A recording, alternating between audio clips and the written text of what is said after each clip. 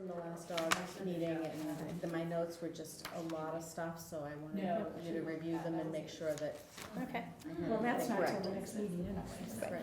And there was very little else on it, but I could always put down minutes will be reviewed at the next meeting. Yep.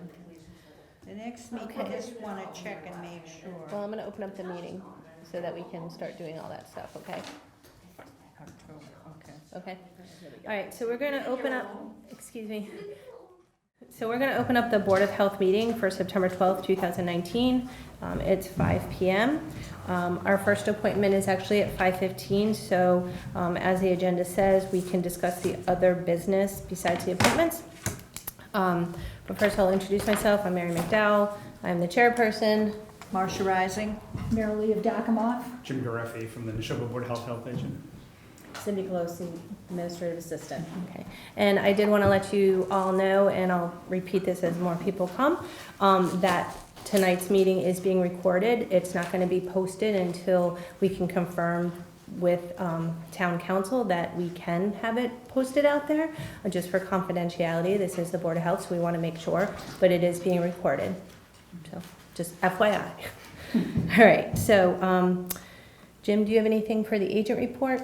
No, just the big three there. Things Big that- three. Big three, okay, so we're gonna, and the big three, we're gonna move on to. Yep. Cindy, any office business? I did finally find out that we can have our flu clinic on October 19th. Oh, okay. So we will be able to use the community center. We were looking, when we thought it was booked, we were looking at Hale School as a backup. Thought maybe if we, so it is confirmed, Tamara is putting us on the schedule, so, Okay. so we just have to talk about MRC see. involvement. Mm-hmm.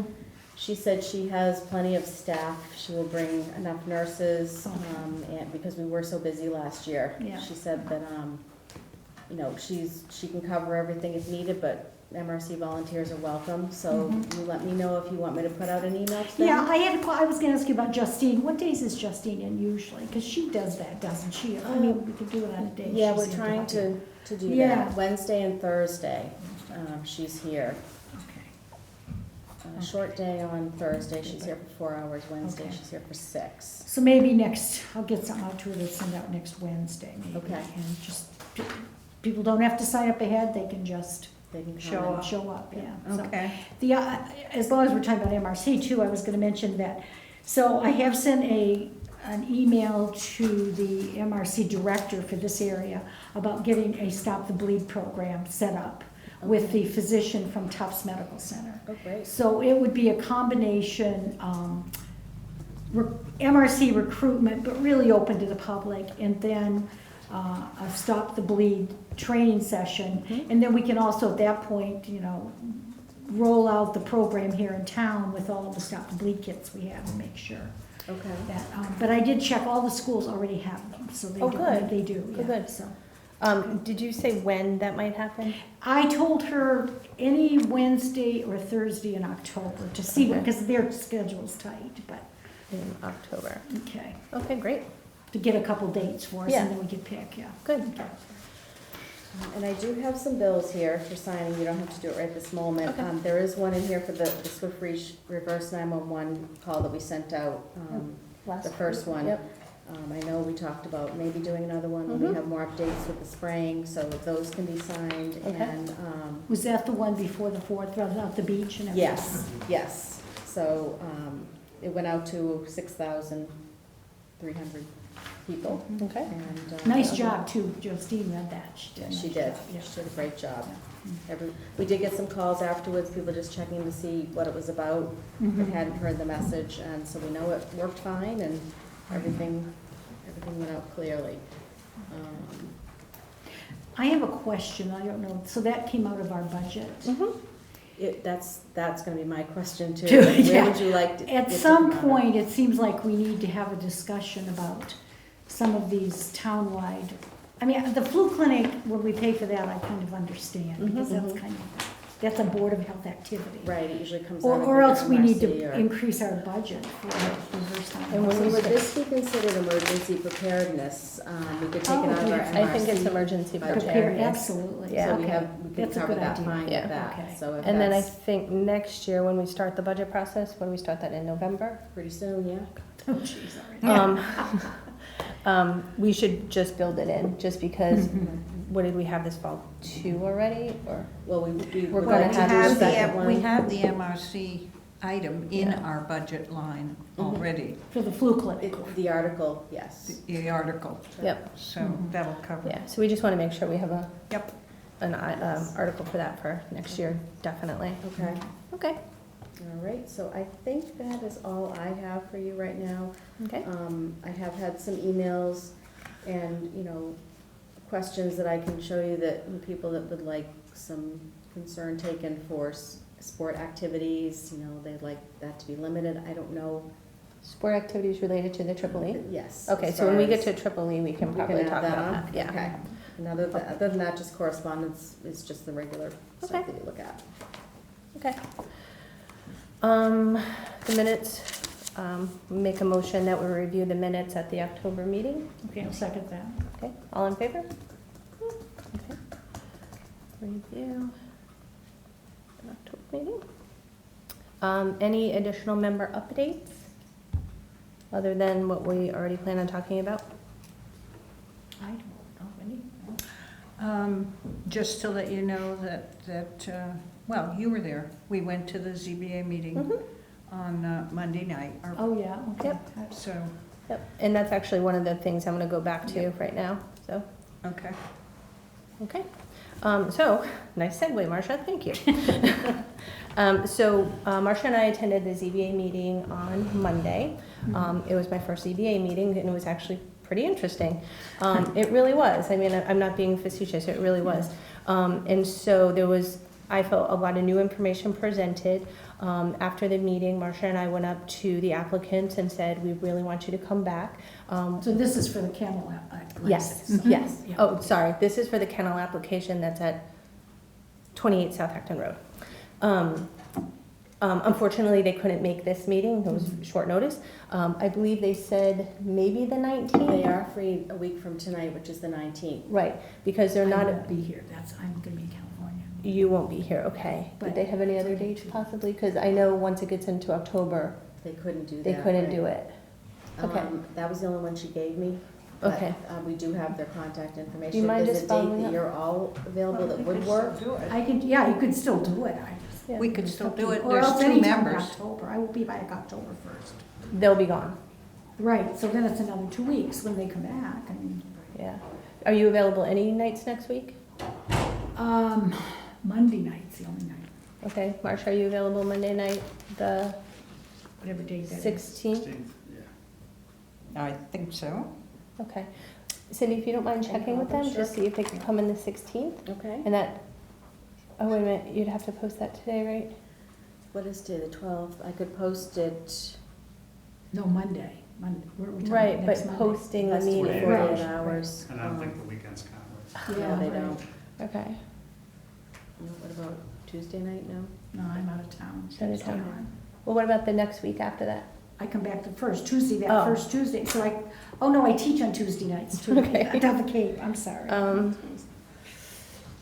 We can still meet on the 19th if it's Yeah, just you sure. and Okay, me. and then Cindy could send you the minutes. Okay. Is that okay? Yeah, oh no, that's Okay. fine, that's, All right, so Cindy, if you don't mind just confirming with them that we can do the 19th. Did they give us a time? No, but I can suggest whatever works for you. Yeah, I would just say, what day is that, Thursday? It's a week from today, yes. Let me just get my. Do you know what your schedule is? Yeah, I was supposed to go to New York. You're not, So No, I was supposed to go to New York. here's the calendar, here's tonight, here's.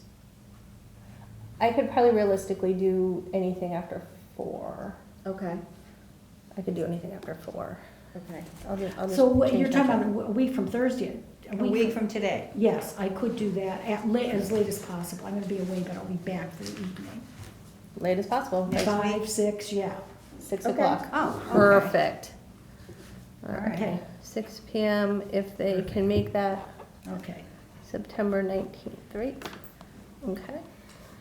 Well, that'll be good. okay, sorry about that. I No, that's didn't really okay. remember that That's Thursday. okay. Oh, and just to finish up that conversation, because of the time of that meeting, I think it started at 7, and we ended just that discussion at 9:35, so the ZBA voted and agreed to continue the meeting till November 4th, Oh, because wow. again, the applicants aren't Is available there- in Oh, right, October. okay, okay. Right, so So they made no decision on the calendar? No, there were a lot of people there giving testimonies and information and stuff, and it was a lot. And like I said, the board said, you know, it's getting really late, and I think they still had other appointments, and they all agreed, like, Mhm. all the neighbors and everybody agreed it was okay to wait until Continue. November. Yeah, Okay. yeah. Okay, so that's good. So after we meet with them, hopefully next week, we'll be able to, you know, give out some more recommendations, and they'll have it for the November meeting. Meeting, okay. Awesome, all right. Okay. Okay, bills, permits, okay. if you want to go. if- Well, I'm gonna see if they're here. Yeah, Yeah. Yeah. Is the 5:15 appointment for 269 Boxboro Road here? Hi, okay. So for anybody who's shown up, you can just sign in, and then, Have are a you, seat. yeah, are you expecting anybody else? No. Oh, perfect, so We can go ahead. we can go 4 Okay, minutes great. early. Oh, right, excellent. So which one is this? Okay, so this is a variance request for existing well setback to proposed addition, I'm sorry, Yeah. what was the address? 269 Boxboro Road? Boxboro Oh, Road. Okay. Oh my God, I need better glasses. That's 250, which one is it? Oh, it's this one. you got it. Yep. Oh, okay. I don't have the address. 269 Boxboro Road. Yes. Yeah, okay. You have? Yep. Okay. Do we have a plan? So, this is. Are you with him? He's just signing I in. figured I'd let him do his presentation, and I could provide you with. So all I really have is, And you're Mr. I'm Jeff Kimmelman. Kimmelman, okay. Yes. Nice to meet you. You might know me from 165 Gleasondale Road. That's where I've lived for the last 32 years. I do. Yes. Yes, I'm sure. I know you. I asked you about bees one time. You did. Here's just a simplified drawing of what's going on here. We just bought 269 Boxboro Road in the beginning of June. Thank you. And, got a couple, do you want one? Please. Do you have enough? I do. Thank you. I printed out an even half dozen. So, we have we purchased 269 Boxboro and want to move there. We want to add, well, we bought it the 4th of June. We've been wanting to move in, you know, we intend to obviously move in, but we need to build a room for our dogs, to house our dogs, beside the house. And we have been working through all of the various conservation, et cetera, and the last bit is to get a variance on the well. The current well is located about 2 feet 8 inches right now from the corner of the existing garage structure there. You might see it on that. Okay. The gray foundation would be the new foundation. It's a small room. It's about 20 feet by 15 feet. And as you can see, the room is not within the 20-foot setback from, I think it's section 5.2 of the. Yep. Yeah, of the well regulations. So what we're looking for is to just have a relief from that setback, since we're already on the foundation as it is, so that we can get started. You said you're building this for your dogs? Yes, How many dogs do you have? we have about a dozen Okay. Is that They enough? raise whippets. whippets. Yes. Used to have a friend who called them nippets. Nippets. So do you have a kennel? I'm trying to think of regulations Yes. for the kennel license. Oh, Yes, okay. okay, yeah, yeah, oh, All yeah. right, go ahead. Yeah, and it's not a commercial kennel. Mhm, These are all of our dogs, they're personal dogs. mhm. I think 4 of them are 9 years of age or older. So, and then we have a few younger dogs. My wife has been breeding whippets since she was 17, so what, 50? Oh, well, don't do that. I was gonna say like Do not 10 do years. that to her. Yeah, yes, yeah, correct. What am I thinking? The well, Mhm. is it deep? My understanding is that it's deep. We can't find any records of how deep. The well, I think, was dug when the The house well was. went in when the house was built in 52? Yeah, Do we have anything in the? I think we did look through the file, right? We were Yeah. looking when you first came in, Yeah. and I don't think we found couldn't find anything. anything. I've talked to Sontag Pump, who has done work on the well, and they couldn't find any records as to the depth, but he said it's a good producing well, it's a deep well. Jim, did you have any comments on it? So your concerns would be just making sure there was enough room to service the well, so they can get pump truck up around it. And then, depending on the uses around it, obviously things like sources of contamination close to your well would be one of those concerns. The building's a little bit smaller than it was when it was first came in on the sketch. This sketch here? Yeah, so it's certainly a bit more room between the, Oh, okay, yes, yeah, we call it 24 by 20, because there's actually, the black line that is the front of the garage. So, this wall here, Yes. the roof line will continue there, so the actual foundation is here, the roof line is here, so we'll have an overhang over the ground there. So is there, in fact, if they had to bring a truck in, is there a room to get around? Where is the driveway? The driveway Must comes be into, here. yeah, so, the driveway is. Your existing right here, garage is here, so, Here. Yeah. yeah. Is that where the Yeah, garage door is? Yes, right, yeah, there's 3 garage doors here, 1, 2, Oh, 3. okay. Okay, and then So. the this- truck could pull over and reach over the wall there if they needed to get into there. so that's kind of how that would be. I assume that's that long edge you're talking about with the 3 doors? Yeah. Mhm, Yes. The well's there. Right, like right Oh, on so the it's right on corner. the corner. Right Yeah, on the right on the corner, corner. yeah. Okay. So I'm still hung up on the dogs, because we've been talking about dogs a lot. Yeah. And if you're going to keep it there, as far as sanitation, cleaning up, Mhm.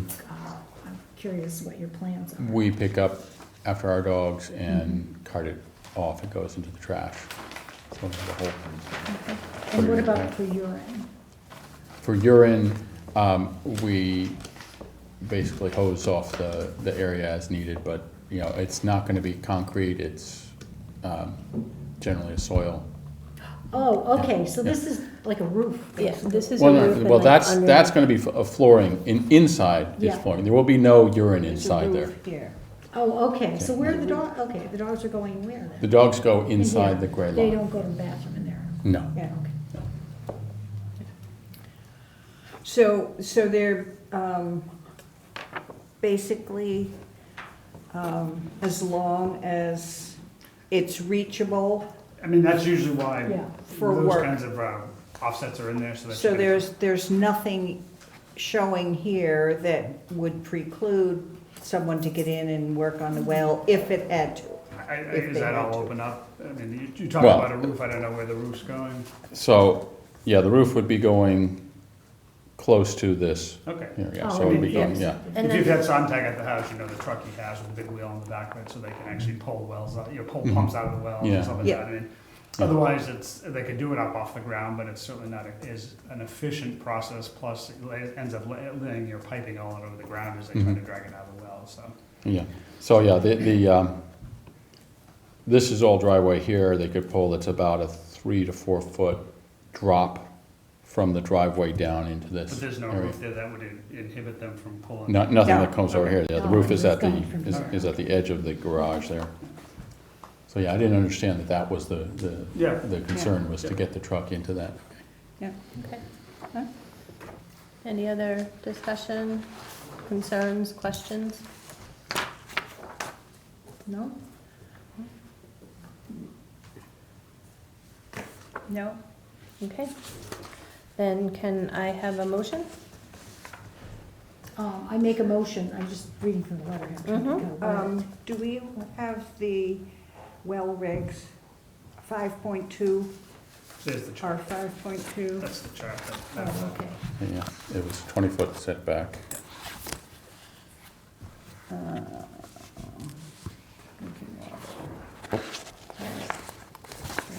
Structure with a foundation Yeah. It's 20. is 20. Okay, all right, so I move that we grant the variance for 269 Boxboro Road. I want to make sure I get the right address here. That's correct. Okay, yep, 269 Boxboro Road, to allow an offset of 2 feet from the corner of the garage, known as a structure with a foundation.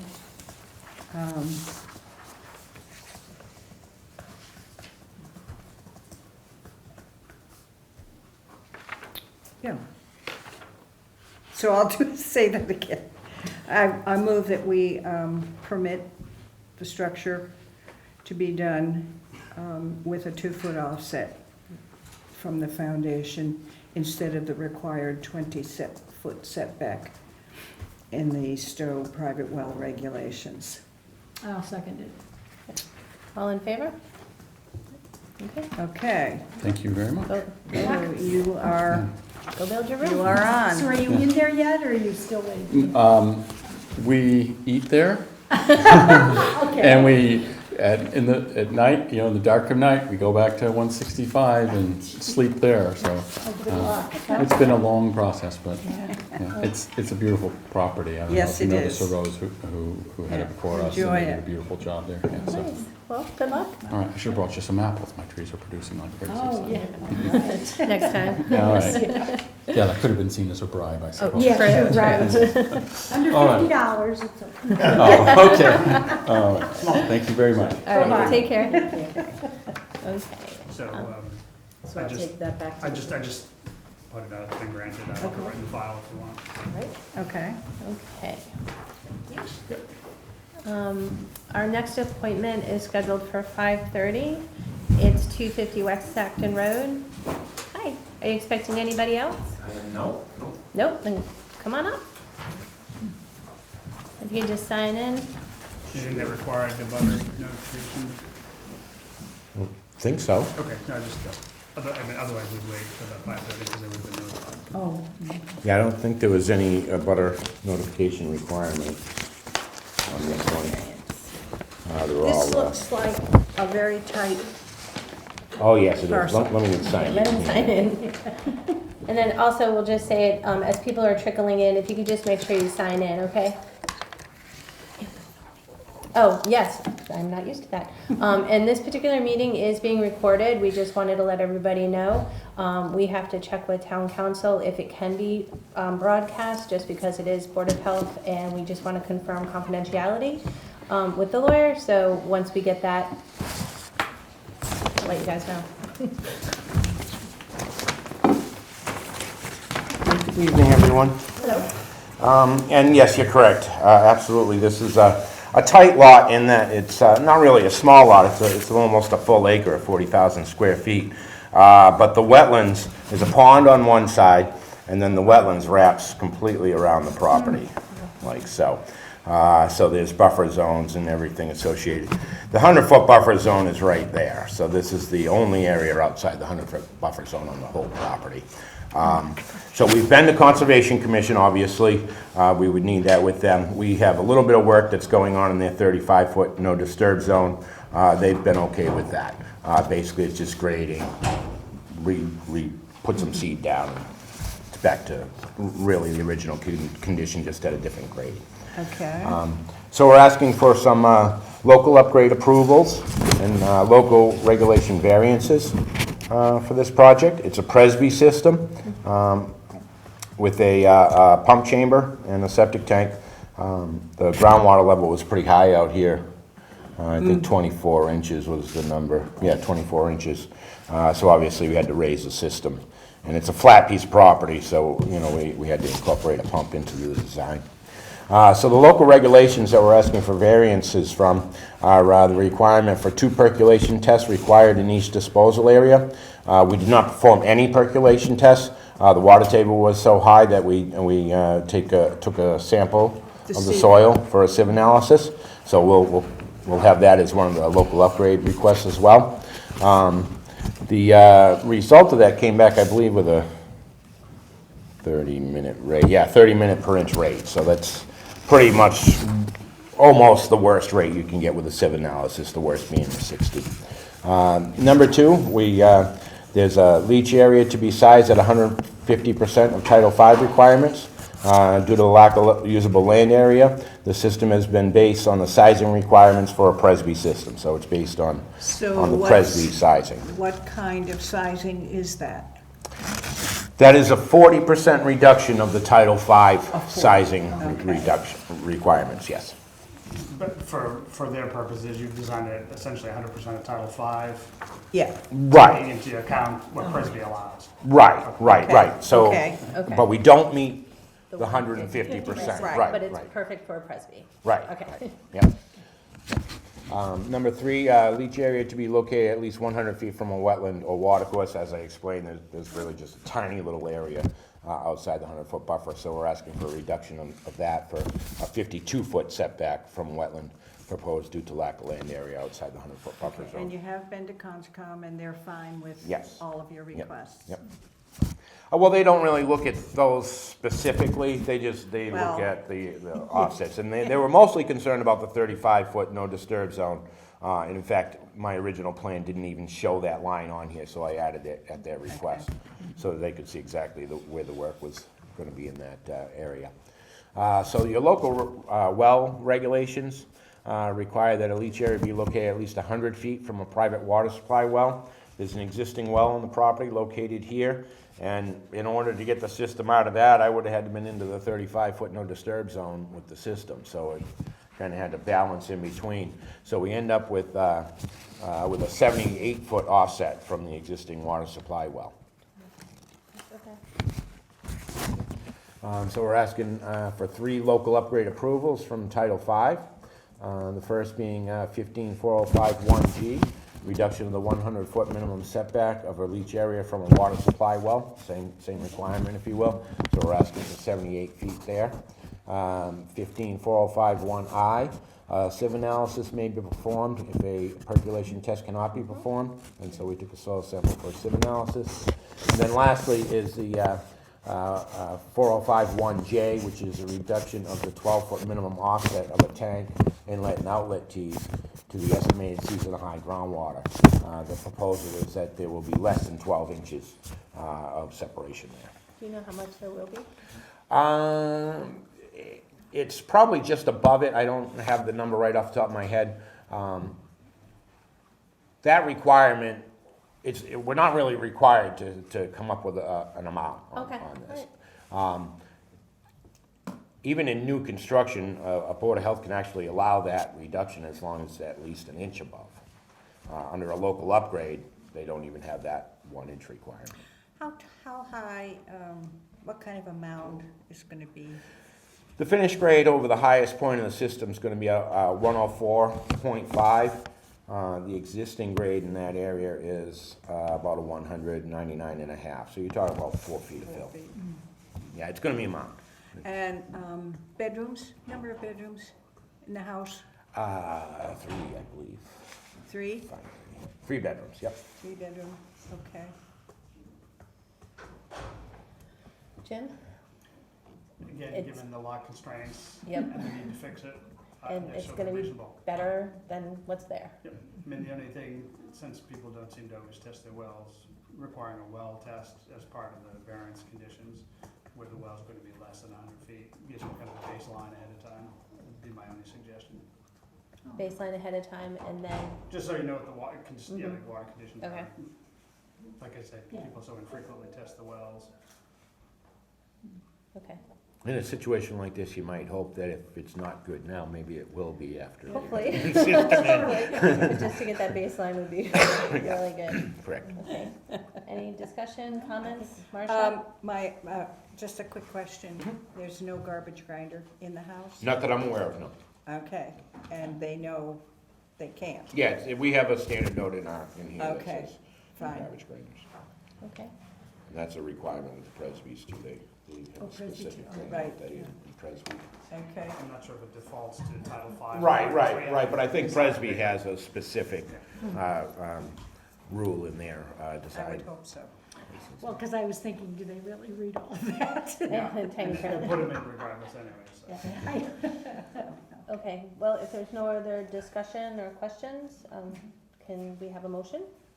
Okay, I'll take a stand here. Okay, so I'd like to move that we approve the following variances: the removal of the requirement for 2 perk tests, and the acceptance of a sieve analysis and replacement, and then that the acceptance of the leach area be at 100% instead of the required 150% of Title V. And then that the leach area, that's, the setback is to be 100 feet from wetland, and will accept a variance of 52-foot setback.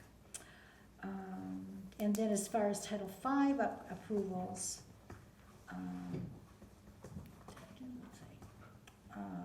well, I said the sieve analysis already. A reduction of 12-inch minimum offset of a tank inlet and outlet, and it's going to be less than 12 inches.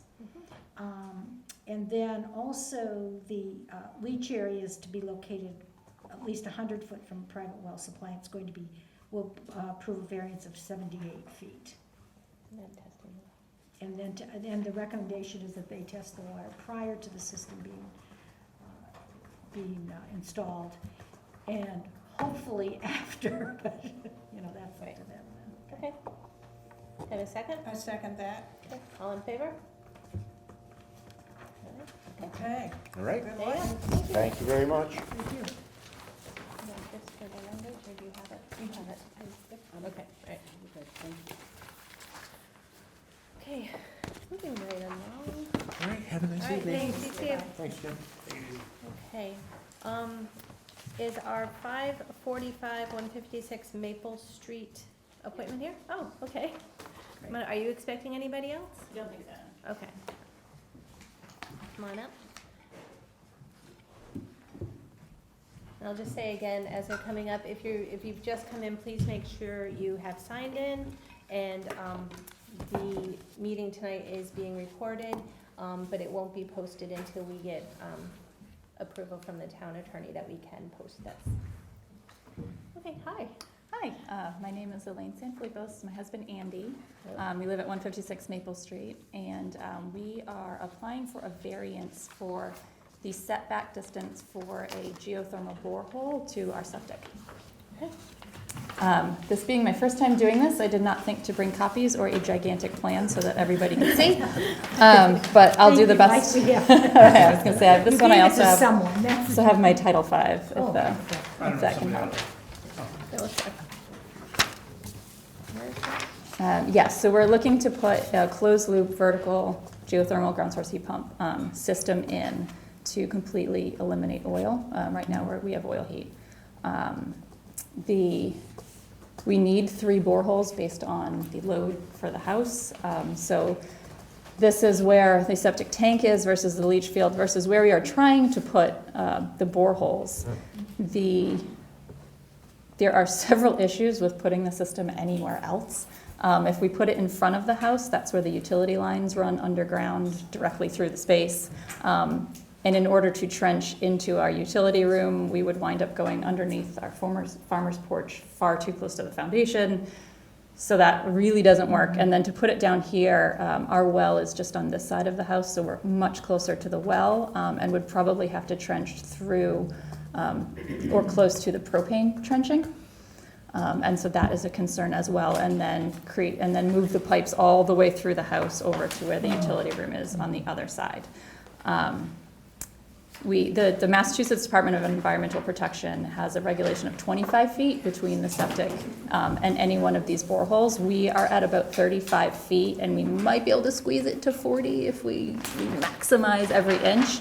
But we can't get to 50 in this space. This part of the lot is all covered in trees. And so we can't go much further this way. So you're asking for 25 or, Well, the state regulation is 25 feet. okay. And I'm so sorry. Can you say it No, again? So yeah, the state I got this. regulation is 25 feet, but where are you guys? We're about at 35 to these two, No, and don't you then mean it'd be 50 even and further. That would make you close, further away. Our well regs, Yes, Our Stow's well well regs regs- are 50 feet. Right, Okay. exactly. You were saying something about, okay. I'm Sorry. confused. Oh, and So you're Title 35. V. Yes, so we are better than the state. So the state guidelines for ground Yeah. source heat pump well 25 feet offset. Your Okay. regs are 50. 50. Yeah. I see, Yeah, okay. just for- We're sort of right in the middle. Yeah, okay. So you're better than what the state says, but just a little bit shy of town of Stow. Oh, Got yes, it. okay. Okay, thank you, okay. when we originally did the well regs, geothermal systems were on the horizon. We could almost see them coming. And so in order to have some number, we put in 50. Yeah.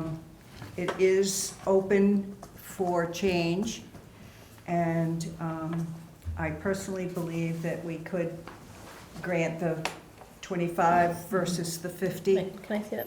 Yeah. Because, and we know that we're going to be reviewing these anyway, so this is a good flag to raise for us. I believe Pioneers here, there's yeah. 5 signed contracts so far with the Heat Smart program in Stow. So I was gonna ask you if So this we're gonna is. have I more might be the people. first, but I Yeah. don't think we'll be the last. So we'll either Okay, have more you're people doing- if we don't get our regs updated, right? Potentially. We'll save You ourselves a lot are of work. doing a closed Yes. system. Okay, have we had any other requests Not that for I'm an aware open system? We don't see as much in the way of open anymore. Most of them are closed. Most of them are closed. Okay. Okay.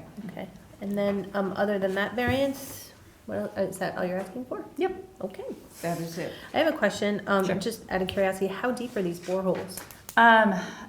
So our contractor wanted to be here, but he's at Disney World with his family this week. And Super since awesome. we're doing the same thing next week, next month, I totally understand. I think they're 200 to 300 feet, but I'm not positive. They're pretty deep. They're pretty deep. Really deep, okay. I just had no idea, so thank you. Okay, Jim? So Kayleen actually took a look at this, and Okay, instead of the 2 that are listed, it's actually 4 if you look at all the offsets that, so if you're looking to grant, there's an offset to a foundation, although we're not quite sure, because this plan isn't to scale. Yeah, I think that is just an error, because when we mapped it out, it was 22 feet, and then he wrote 19 on the plan, and I don't want him 19 feet from my foundation either, so. Yeah, we just don't have, part of the problem is we don't have a scaled plan, so Right. it's hard for us to know, so, Yeah, we can do contingent. yeah, that's fine, Okay. yep. that's fine. I just want, when you're doing the variance requests, I want to make sure you included all the things that they needed for. Okay. Were there others then? So you have 50 feet to the building sewer, again, because it's not, not the scale, we're not quite sure how far it is away. The 2 that he had requested, the septic tank and the leach field, and then to the foundation to the building sewer, the other 2 that aren't in his request, but you're saying the foundation may not be the case, because you asked him to move it out to 22, Yeah. okay. And then the building sewer, again, because it's not to scale, we can't really tell if it's, Okay, but again, I don't necessarily have an issue with it, I just, for completeness and correctness of the record, I just want to make sure Okay. you put it on there. so we can definitely, motion and vote on it contingent upon receiving a scaled Yep. plan, and as long as it's all Yep. copacetic. Yeah, Okay. I'm okay. Would your, Not sure how to do a scaled plan. would your designer do it? So there's, Oh, okay. there's a plan, there's an engineering plan for the septic system. It's just a matter of pulling his ties. He put all the ties in the bottom. Just this reduced size plan doesn't allow us to kind of measure Oh, okay. correctly on this. So it's just a matter of putting those ties on the actual plan, Okay, those dots essentially. And then we Okay. know, there you can measure all to scale. Who would do that? The contractor should, but I can give you a copy of the plan. Okay. It's not a hard thing to kind of draw the lines and have right, the okay, arcs cross, and that's where those points are. So okay. it's pretty easy then. Okay. Easy for you to say. I know. I don't know. Easy, Okay. you say. So any other questions or concerns? No? Nope. No, good luck with that. Well, can we have a motion? Yeah, Okay, I move that we grant the variance requested That's, of 25 feet. Okay, so 4 variance requests? All right. So the variance request is, they're all from the chart, just the offsets for the various components. Except they're all brand new. yeah, it's, all right, it's going to be 25 feet from the subsurface, 25, what is ST? Septic tank. Thank you. And 50 feet from the Building sewer, I think. building sewer. Yeah. And 20 feet from the foundation. So, That's what's required. that's correct, yeah. Okay, and proposed is 25 and 25, and we don't know about the 50. That's the, I think, kind of the issue without a scale. Okay. Okay, and we don't know about the foundation. Well, at some It point, I says think 20 and there's 17. 17, that She was thinks probably, they're actually further, and that's fine. just in case. Yeah. yeah. Okay, I make a motion that we grant the 4 variance requests that have been proposed, and that the plan be, the plan has the absolute correct footage listed for the building to the sewer and the foundation to the system, and that we grant a 25-foot offset from the soil absorption system. And I'm sorry, I've had so much going on in my mind. The ST is Septic tank. the Septic septic, tank. thank you. And we allow them, the variance to run at 25 feet approximately from the septic tank. This variance can be granted upon receiving the completed plan from your engineer. Scale. When you talk contract, are you talking scalings? Yeah. Okay, what I can do is I'll photocopy the plan, so it's to scale, Okay. and I'll email it to Derek and tell him the Okay. points on the plan and get that. Okay. Thank you. Well, he has all the ties here Second. on this plan that's reduced, but it's not a big thing for him to apply. Okay. So Okay, Marilee? I second it. Okay, all in favor? Okay. all right. So when do they think they'll have this in for you? Hopefully sometime soon, because it says for a few days we don't have heat or air conditioning. Oh, So so there's a soon. narrow window Yeah. that you need to get it in for. Yeah, okay. September and October are perfect. Yes, yes. Well, this is interesting. Yeah, good luck. Is Skilling's doing the other, I know he's doing at least one of them. I'm not sure, you don't have to use the preferred supplier for the Heat Smart program, I but just was curious. I'd like to learn a little bit more about them. I'm sure he'd love to talk about it. He loves to talk. Okay. And Thank you. as I mentioned earlier, this was on the horizon when we did these Yeah. plans. And we are due for a well-reg review. So we brought it up in a timely fashion. Okay, thank you. Okay. Shut this down. Thank you. Have fun in Disney. Sorry about that. Whoops, Is this from my pen just flew apart. Jim, do you need this back? You didn't tell people in the front row to wear a Thank helmet. you. Okay, so those are all of our appointments. Just get myself organized here. Oh, yeah. That's the- Oh, yes. The bills. Okay, so we have more people, so if you wouldn't mind signing in, does somebody have their They're sign? sending it around. Oh, okay, they're sending it around.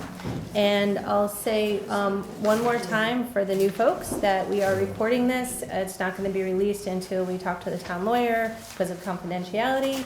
But then if we can, we'll just post it on the website that it was posted. Okay. Anything else besides the big three? The big three. The big three, okay. Where should we start? Pick one, anyone, it doesn't matter. Show of hands. Okay, Who's here? who's here? Who's here for the PFAS? All right, thank you. Who's here for the EEE Risk update? Okay, I hope everybody is.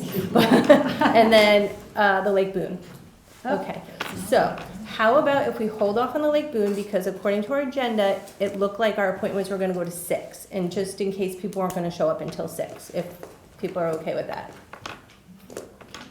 Okay, so how about we talk PFAS then? Sure.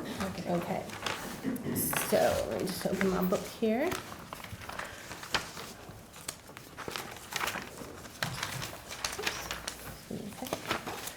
Okay, so what we need to do is just talk about where we are. Actually, maybe we should do the EEE first. It doesn't matter, I guess. Okay, so the PFAS, so if I wrote out a brief timeline, and please correct me if I miss anything, that, there was some testing done, the Hale and Center schools passed, but then with the new testing parameters, they weren't gonna pass, correct? And the tests now are parts per trillion, if Correct. I understand that correctly.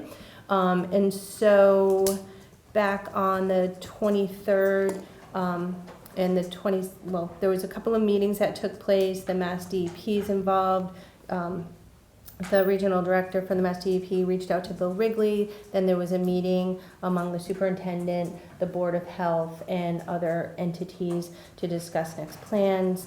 And then there was postings on the Board of Health website. An online article that you put together was posted and then put in the paper, and it was also put on the police Facebook page.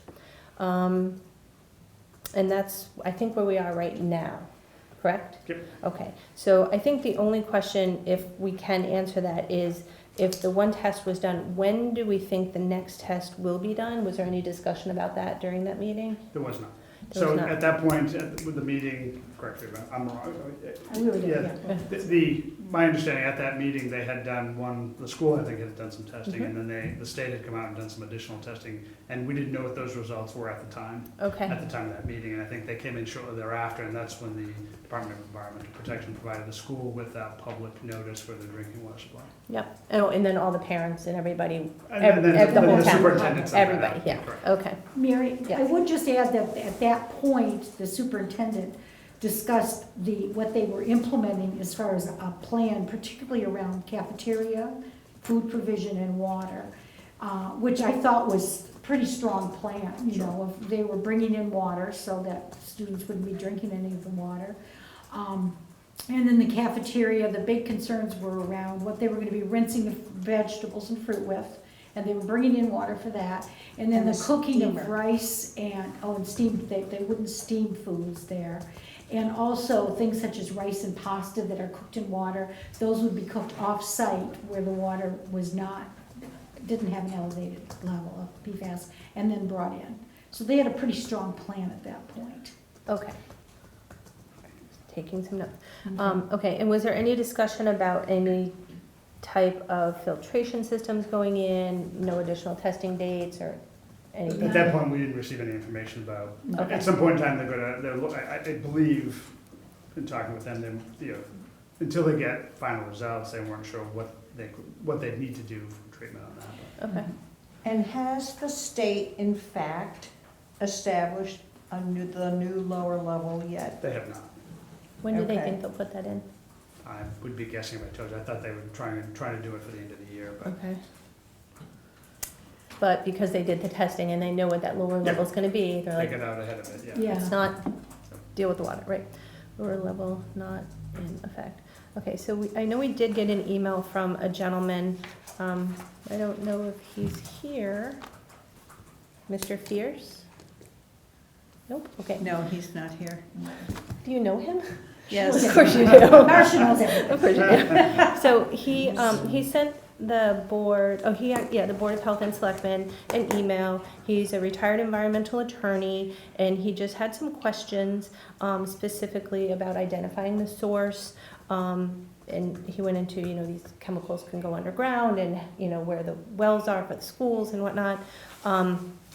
The proximity of the old fire station and possible contamination from that. And then if there was gonna be any hydrogeologic studies done.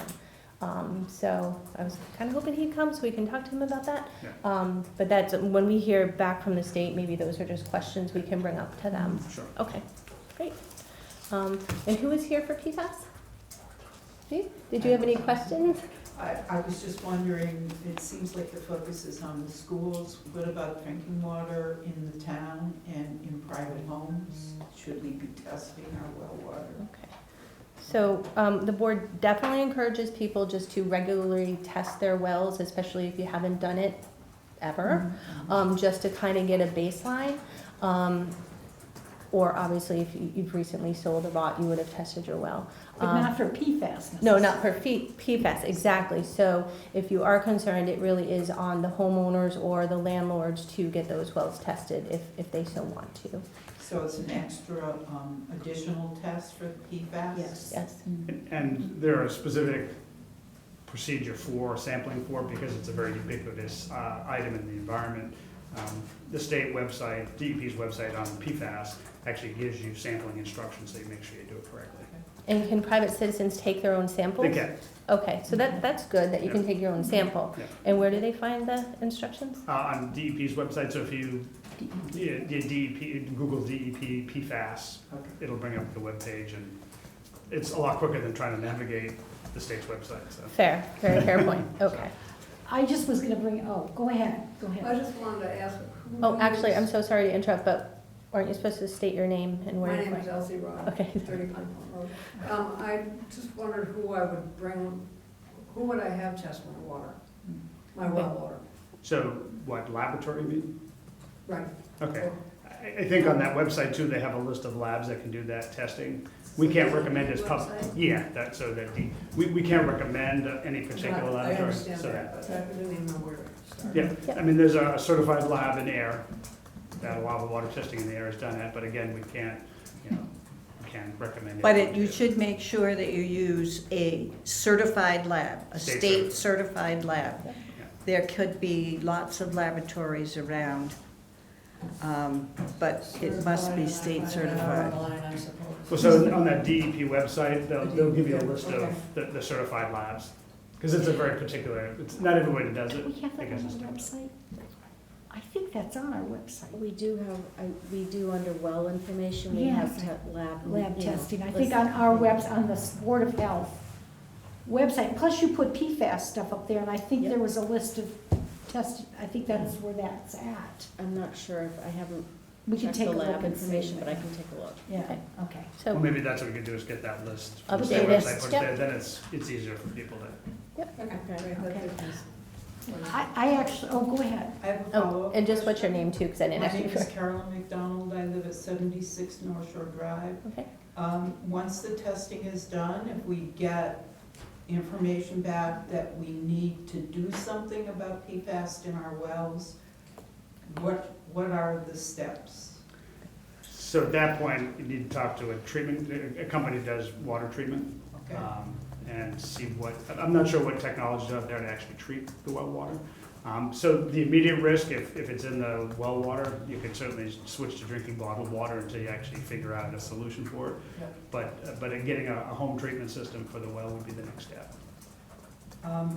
We just recently had we have a very deep well, and we had just recently redid our water purification stuff that comes in, and we've added a carbon component to that. Does that help? It Couldn't tell you may. for sure. Yeah, I couldn't tell you for sure. Yeah. Okay. Yeah, if you're concerned about, I would talk to the people who installed it, Yeah. just to get, because they're the ones who would be the experts on that, just to confirm. Thank you. The other Marilyn? thing I was just gonna ask is, is there any guideline to like where people in town might be more concerned? Like, I know Hudson had a problem with it. That's so- right, they had some in the private wells. At this point, I don't know. I haven't seen any testing in Stow proper except for the school. So I couldn't really kind of point It's out. sort of The just town for the is site. going to test the town well. It has not done so yet. But, and that well serves this building, the library, the church, the First Parish Church, and there's one other building that's on the system. Fire That's, station, maybe? well, the old fire station, Is- I don't know, what their water requirements are. So when, you said they haven't done it yet, but when is the plan? I don't have a date. I asked, and I was Okay. told it wasn't done yet. Okay, and who would drive that testing? Is it, Building inspector, I think, the facilities inspector, either Craig or Doug, okay, so facilities? is what I know so far. I can ask them. Okay, Sorry. and your name? Allison, 234 Pine Point. I just wanted to add to that comment, because today I was working at Pompacitic Community Center, and Whitewater was there testing, and they said they were doing that exact test, because he said he had to let the water run 5 minutes. So, because usually they come in and take Oh, so maybe samples. they did the test today. So he was doing it this morning at Pompa. Doing Ah. PFAS testing? He said that, and he said, because he was waiting, he said I had to let the water run 5 minutes. So he had them all full blast running for 5 minutes, and I said, oh, this is a different, usually you come in, just grade it and leave. Yeah. And he said, no, I'm taking them to that. And did he say he was only doing that particular building, or was he going around? I didn't Oh, ask. that's okay. He just happened to come in today. Whitewater comes in every month, Okay, but Yeah. today So- he was doing a different test, so I was like, oh. Okay. So we'll have, So I we bet. can just check. okay. What about, again, Carol McDonald, 76 North Shore Drive? What about the businesses that serve food in the town?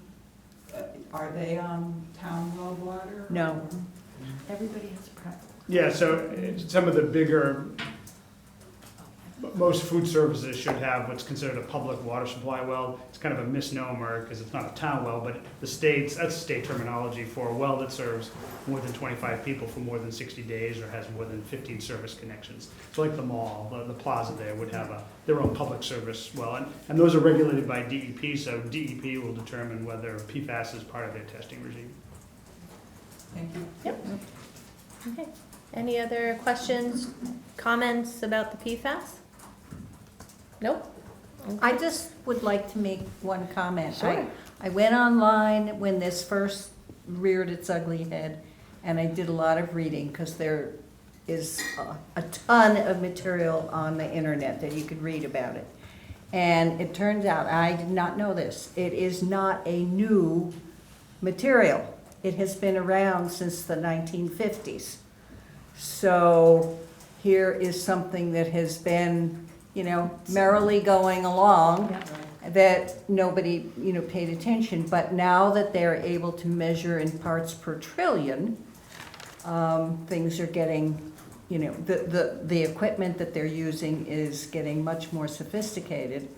And so they're able to measure these, teeny tiny amounts. So it's just, I think it would behoove us all just to go on, at least read up on it, to know, how it was brought forth and what it is used in, and so that we're just more educated about it. Do you have a particular website that you would recommend? I just put in, I'd start with the state website and Website, EPA's website. yep, Yeah. those were the two that I looked at.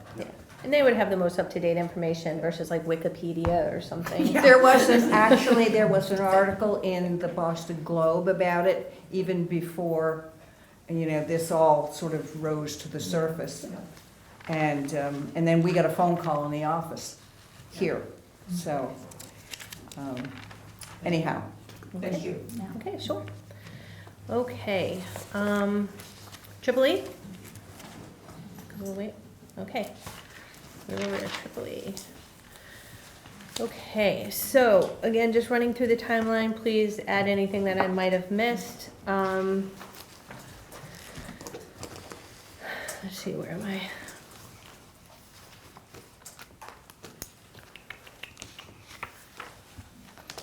Okay, so it looks, I'm looking at my chicken scratch here. So it looks like we got some emails were sent out from DPH about the guidelines for mosquitoes, and that was shared with the Lake Boon Association or Commission?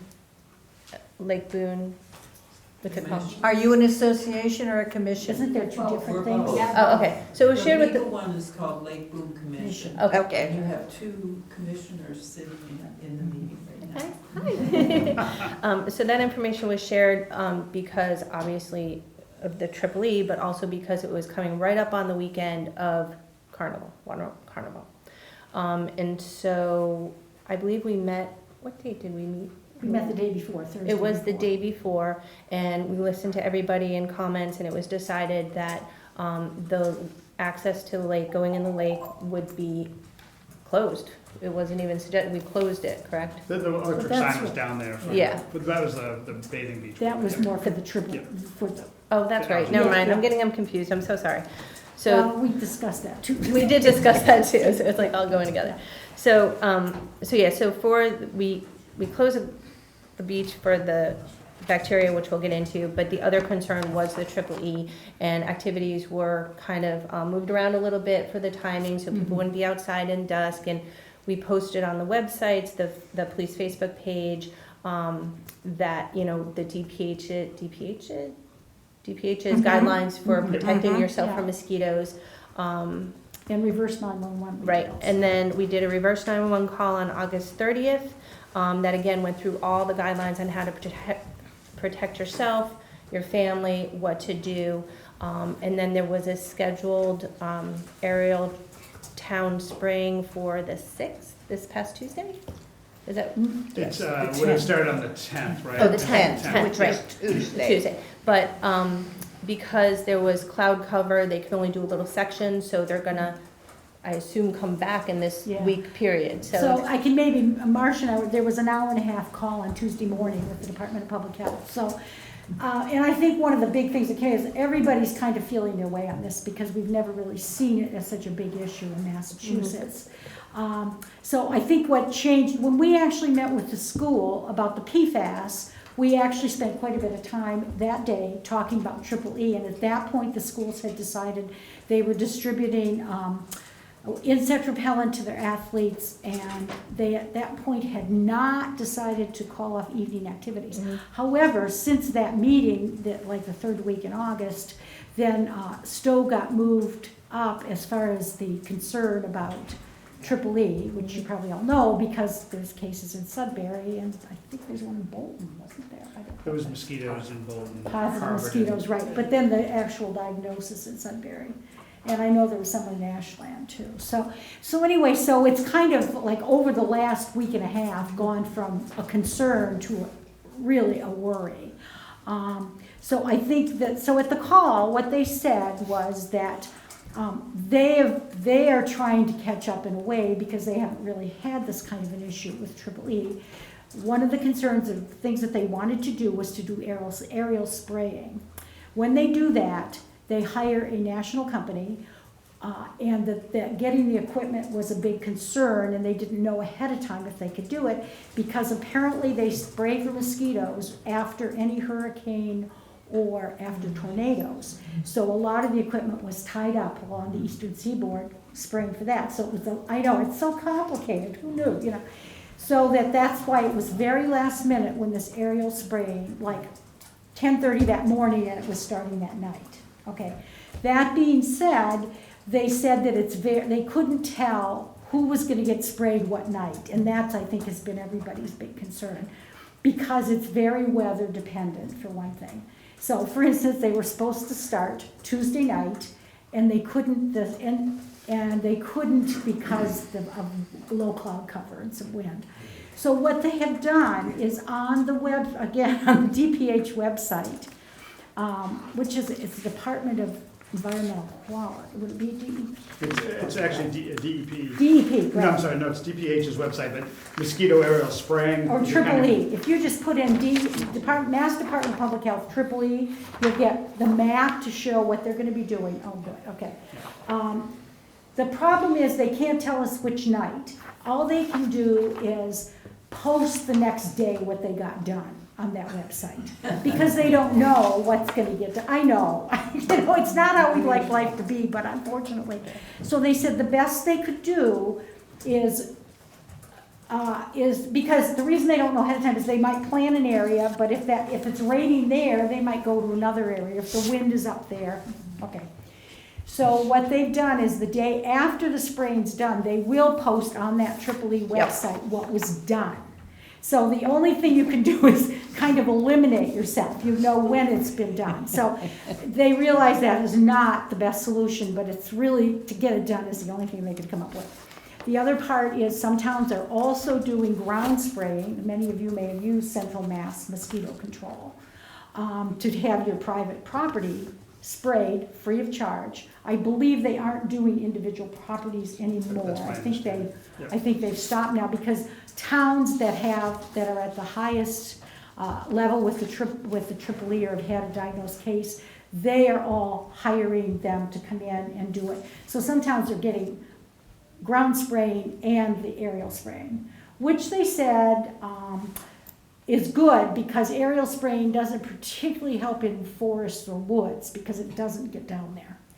I'm trying to think what else. There was something else that I thought was really good. So I can't remember. So that was sort of, can you think of anything else from the call? Yeah, the thing that I was sort of surprised at is the area that they're covering is 550,000 acres. It's like a third of the You know, state. that's, and this diagram shows the area in which they're going to be spraying.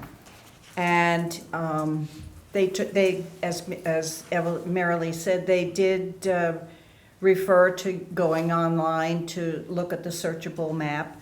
And they talked about the pesticide, which is Anvil 10+10. And they said there was no health risk after spraying, and they have found there was no negative impact on beehives. And what everybody is praying for is an early frost. Yeah. That was it. Okay. And they stressed that the single most important thing that everybody can do is to protect themselves and be vigilant about wearing long sleeves, long pants, use DEET. A lot of people don't like DEET, but if you're gonna have to be out for any reason, put it on, go out, then come back in and take a shower, you know. But they did talk about that. And personal protection first and foremost. Yeah. And there would be pre and post monitoring of DEP, the public wells. So it was quite the phone call. I'd never been on the phone for an hour and a half before. I'll just add one thing, and I know you have a question, is that they did talk about areas that would not be aerial sprayed, which included registered organic farms, bodies of drinking water, like reservoirs, and then large bodies of water. They would not be spraying those How do areas. they control? Yeah, if it's windy. Well, Well, that- you know, it's certainly not cervical, but if they know the areas of the organic farms, I'm sure they'll stay a distance away. That, I guess, much allows as them they to say. The Department of Agriculture had a representative, and the Department of Epidemiology were also on this phone call. yeah. So, and it was Department of Ag that talked about the fact that, about the organic farms and beehives. So, anyway. Okay. Question? Carolyn McDonald, 76 North Shore Drive. I have two questions. One is, they talk about protecting humans. I have a dog, which I love very much, and I'm wondering, what do we do for our pets? And the other question I have, I was unclear, I've read the information, Now, when they're spraying, should we keep our windows closed and turn off our air conditioners? It felt like it was saying that we didn't have to, but then if we were worried about it, that we should do it. So it felt to me like. I think part of the clarification is that this, Anvil. Anvil, thank you, is a very different product than what that truck uses when it comes around, okay, for the ground spraying. And that is more of a concern, and that's when they talk about closing your windows, making sure your pets are in, where they said that this particular one, a lot of it evaporates before it hits the ground. It only kills mosquitoes that it lands on. And that it evaporates with sunlight and daylight. So that pretty much by the next morning, it's pretty much gone. Now and yet, if you go online and read it, it doesn't necessarily agree with all that. You know, it talks about covering beehives, and where they said they had checked on that, where there were complaints the last time they used it, they went out and they found that there were other reasons the bees had died, so. Treatments for mites and stuff like that. Yeah, so. And did they mention anything about dogs or anything? Oh, you're not hearing. Okay, thanks, okay. Did they mention anything about pets? They didn't, that's a good question. Do mosquitoes bite dogs? Yes, that's where they get heartworm. That's right, oh, okay, Okay. so, that's right, we have a vet tech here, so. That's a good question, we need to check, Well, with your I vet. checked, my dog gets Advanix too, and also she gets a heart medication. I checked both medications on those, and the Advanix 2 protects them against mosquitoes. Oh, okay, As well as other things that bite them, but I was okay, wondering. good point, interesting, yeah. Maybe we could, I'm sorry, just one second, maybe we could follow up with Apple Country and just give them a call and see if they have any handouts about how to protect pets. And we can just put that on the website, because they're right here. I mean, they're a great local resource, so we'll just see what they have that we can put out there. I mean, I don't know if we could spray our dogs with DEET. I don't know, so we might want to check that. I don't think so. Yeah. I know they do have some products that they have wipes with repellent that are good for dogs. Okay. I don't know, Okay. who Okay. makes them, but the vets would have them. All right, so I I'll don't just know if she heard you, that repellent wipes, she Some of the said. veterinarians do carry repellent specifically for dogs. They come in a wipe form that can be wiped on their coat if they're going to be outside for a long period of time. But were you asking too about the spray and how dangerous that is for dogs, or were you just more concerned about mosquito If bites? they're spraying, my dog's not going outside, Yeah. period. I purchased this summer a little shirt that's got that Promethean. Permethrin in it, and I make her wear it when we walk. So, Well, it's good to keep the ticks off. The ticks do not Yeah, like that. ticks, for sure. Yes, they Yeah. don't like that. Kill two birds with one You're stone. very welcome. Okay. Yes? 34th, Dallas until 34th. You mentioned large bodies of water is not gonna spray around, so it's Lake Boon considered a Well, they large wouldn't body of spray water? like Boon specifically, No, but but so if around. we live right on the edge of the lake, is there a chance they're not gonna be, I'm It's- just curious. It's not Yeah. that precision, I mean, Yeah. so, it's hard to say when the It's an planes are going by aerosol whether. and it's, you know. So if they're not gonna do Lake Boon area, because that's considered a large body of water, then they. And they did say, you know, like the first night, the wind came up, so they had to stop. So, They did two little tiny. a lot of the aerial spraying is gonna be very weather dependent. You know, like tonight, there's a lot of wind blowing, so it may not do it. They were planning on running for a week with this, but it may very well be that they're gonna lose a few nights here this week, so they'll go next week. And But they'll keep us, you know, they'll keep us posted. the other question was dogs love to eat grass. I was wondering if when the spray lands on the grass, is it short-lived? So It's That's what very they say, short-lived. so Less Less not than gonna- 24 hours. Yeah, so if This the dog partic- eats the grass in the Yeah. morning, are they gonna get Yeah. poisoned from Yeah, it? yeah. So it's a very fine mist. Yep. It degrades very quickly. That's right, most of in, it doesn't hit the sunlight. ground. So, the idea, it's really meant to be a contact pesticide, if you will. And then if, just for a helpful resource, the map that Marcia had, if the website up here is massnrc.org, and that's where you can print out a map to see who's been sprayed and who hasn't, which sounds So at really least weird. by a process of elimination, you'll know when we Yeah. can spray. So, Okay, anything else on Triple E? Yes? Laura Diamond, North Shore Drive. I was in touch with Timothy Ducharme, who's the executive director of the Mass Mosquito Control, and I asked if you could see the plane when it's overhead, so we can know we have the dog out, So he said that possibly they fly at 175 miles per hour at a height of under 1,000 feet, and they sprays from 7:15 to 4:30 a.m. So, but I just wondered, the conclusion for you guys is you don't have to close the windows and you don't have to turn the AC off. Is that your conclusion? That's based on the conversation we're hearing from the state Yeah, during the I conference personally call. would close my windows. I would close my windows. Yeah, I mean, I would. it's up to you. Yeah, but it's up to you. I mean, Yeah. but They did mention in that call that if you have that, and I tried it last night, didn't work, well, they weren't flying, that's right. If you have the app that tells about what airplanes are in the area, that you can actually pick it up as they're going back and forth.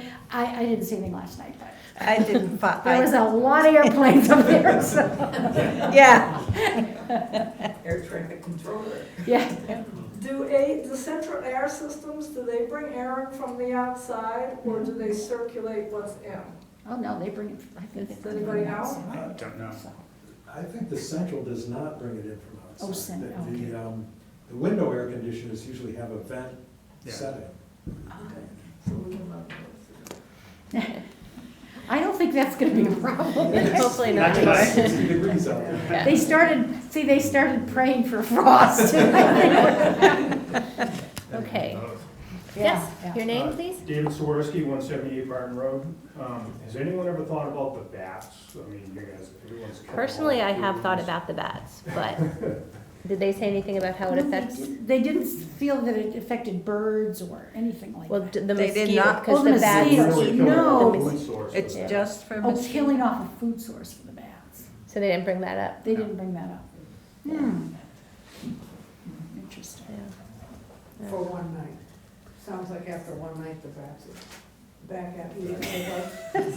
Well, and I think that was probably the most important thing they stressed on that call is that no matter what your mosquito control projects are doing or whether the That's right. state's aerial spraying is, you've got to do the personal protective because you're just knocking the populations down, you're not getting rid of them. So, Just because like the bats in the future is the, Yeah. Mosquito control. Or mosquito control, that's good. Yeah. so you don't want to kill them all off now and kill the bats off and then have nothing in the future.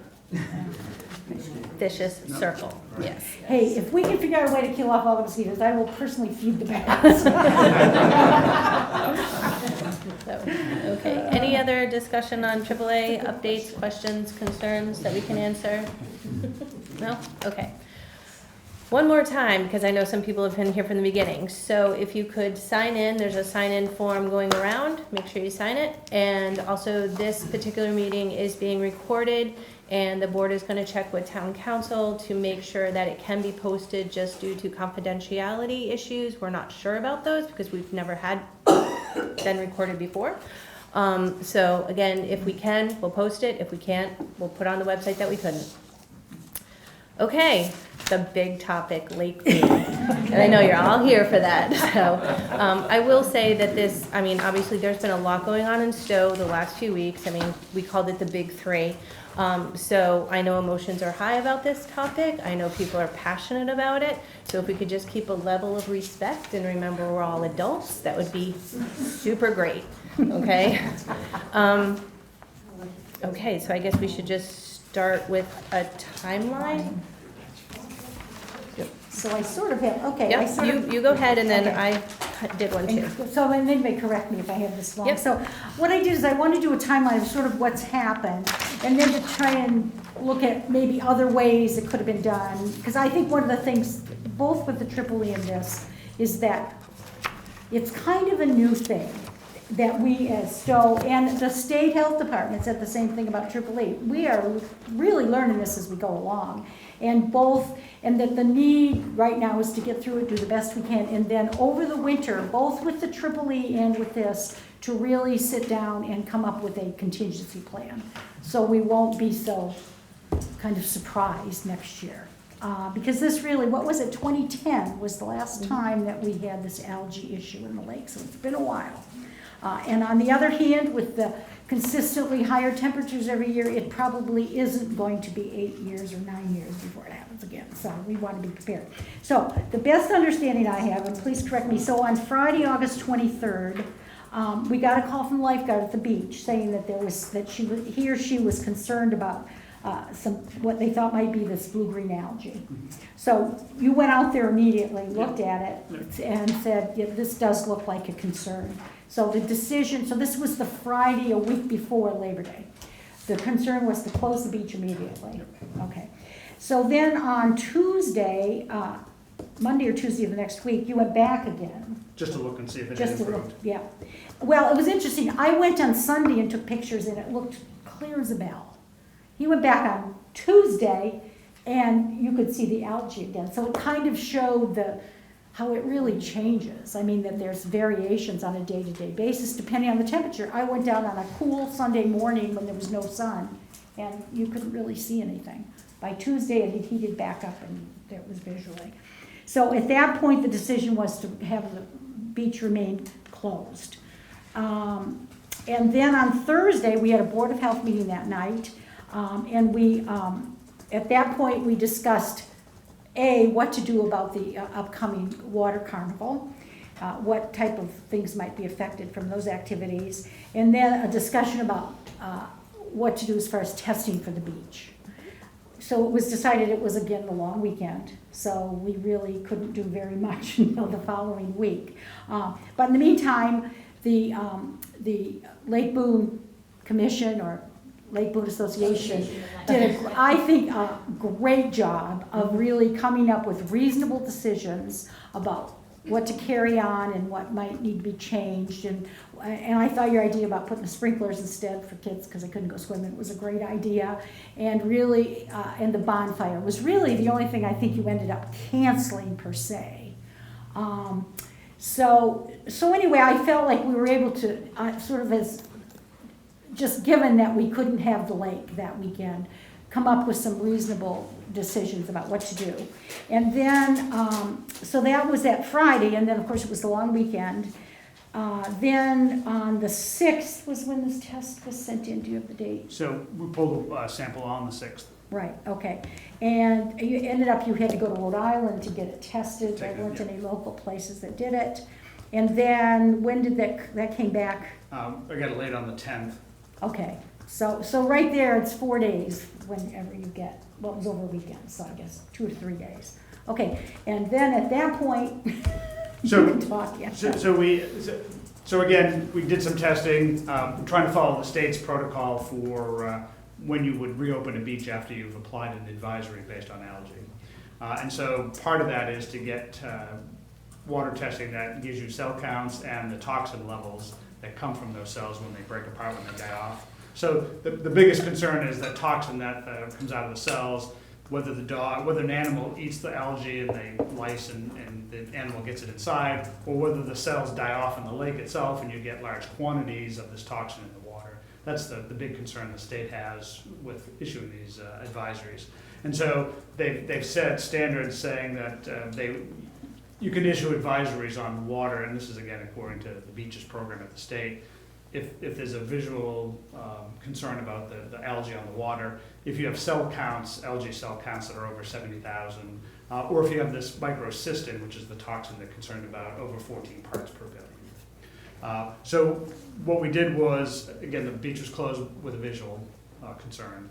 Can I just add too, Sure. and the other recommendation is that if an area in a lake or body of water is found to have it, that the recommendation is to close the entire lake. To issue the advisory for the whole. Yeah, Yes. so that's, whether you agree with that or not, because that's what the state recommended, that's what we went with.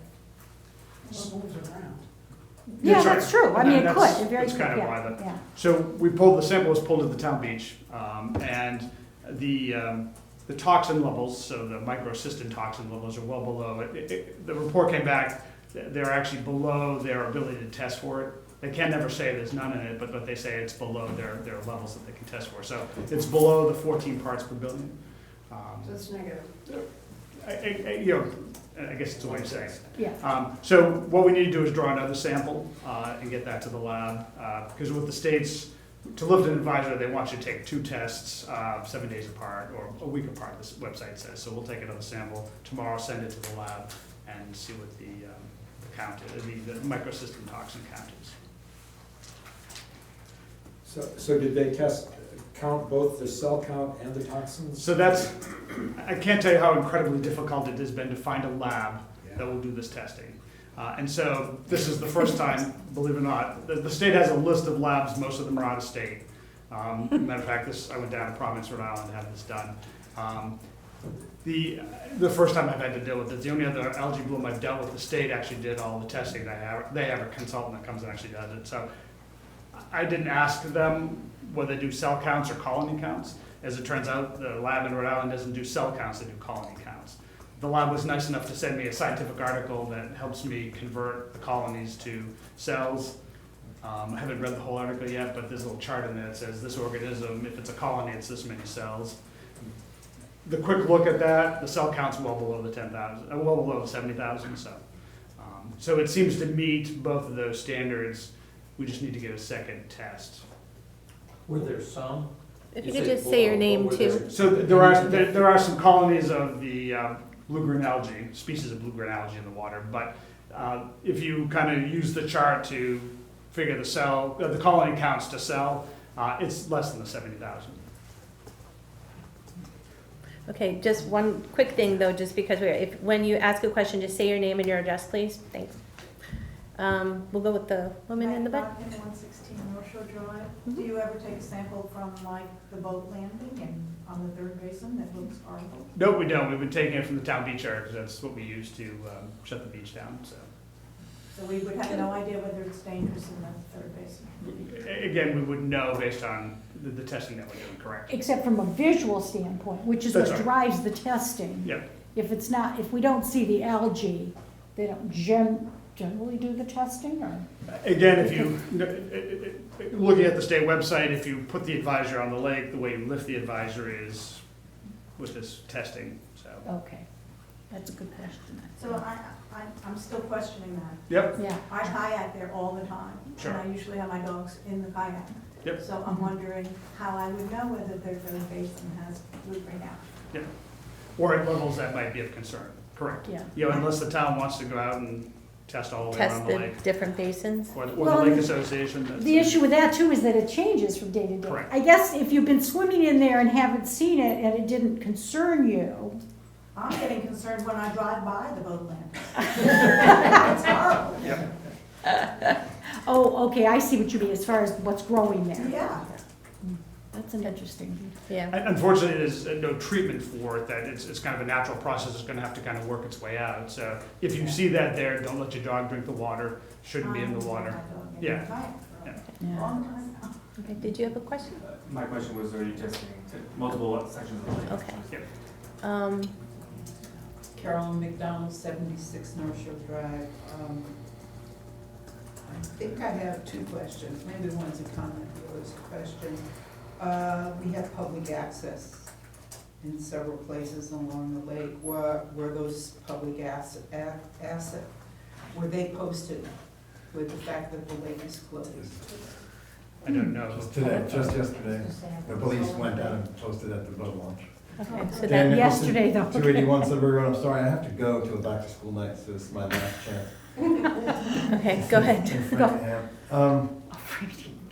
I'm really just curious about the timing of the testing.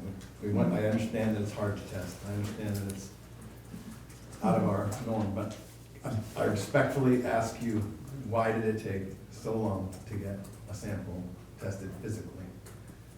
Again, it's one of these things where it got closed, the board decided they wanted it tested at their meeting, we had the holiday weekend, and then it's a matter of calling labs, trying to find a lab that will actually do this. I still have calls into the lab that the state uses by way of contractor, and it's hard to get, I get called back and, you know, it's been very difficult.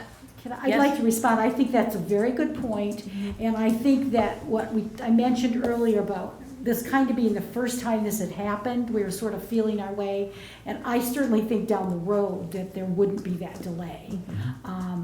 So I hear your comment, and I agree with it, you know.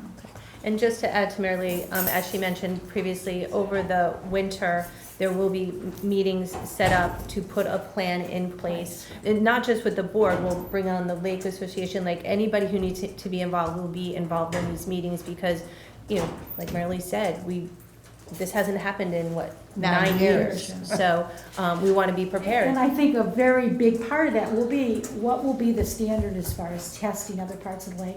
And also, I mean, I hate to always bring up the money, but we have to look then to add this to the town budget. It has to go in the budget, yeah. Do you know how much it costs per test? $250. Okay, well, that's not too bad. Yeah. Okay, we're not, And- it's not gonna break. Okay. Okay. Well, it adds Go up ahead. if you're gonna do more The than one Yeah. place. Second part of my Yep. Harlem McDonald North Shore Drive, the communication around what happened on the lake, I think needs to be part of the discussion this winter. Okay. I walk daily, twice a day, and there are so many stories that are being said about what happened and when it happened, and dogs dying and people getting sick. And I think part of the problem is it's running on rumors. Mhm. So I would like to see you develop some kind of communication process around this as well. Yeah, definitely. You know, weekly updates in the Stow Independent, on the website, just, even if there's no updates, just to say, you know, Yep. nothing's changed, but just so people are more aware. Because there's nothing more detrimental to a small town than rumors. So, Right, exactly. sure.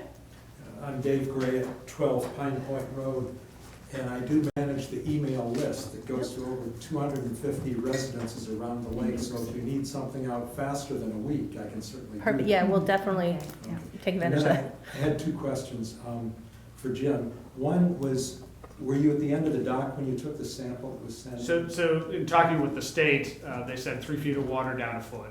So I took it on the L dock, on the inside, took a tape measure down, there's 3 feet of water, took it a foot down. Okay, and that was beyond where any scum was, I guess? Correct, there was no, the day I took the test, that ended, it seems, from my observation from taking samples at the beach a number of times, that when you get an onshore wind, you get the scum of all kinds of, Exactly. and everything in the lake seems to end up over there.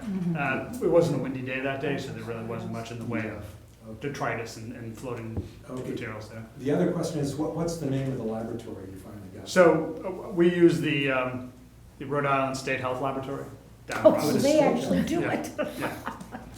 Because there is a Rhode Island Analytics, but they do well water and. It's well water, so this, this is, so if you go to DEP's website, under their drinking water program, they do have a list of people who do testing for algae.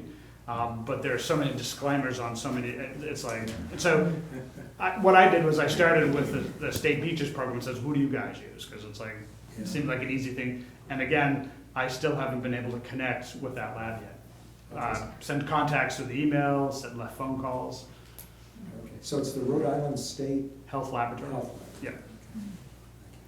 Laura Diamond, 76 North Shore Drive. I just want to bring to people's attention that I'm using a listening device. And so when there's discussion over here, I can't hear it. So either if people could come up to the table, and there's a sign about that, but unless people know about it, most of us don't read signs.